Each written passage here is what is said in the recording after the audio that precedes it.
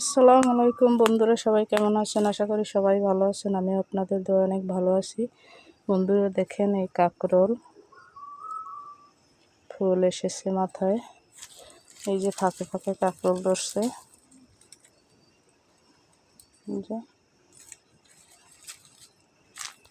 আরো অনেক আছে ফাঁকে ফাঁকে কাকরোল।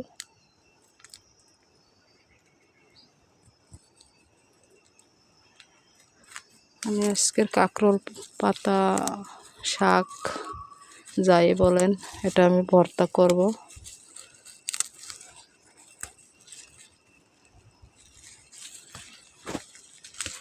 এখানে আমি অনেকগুলো শাক তুলে নিলাম নিজে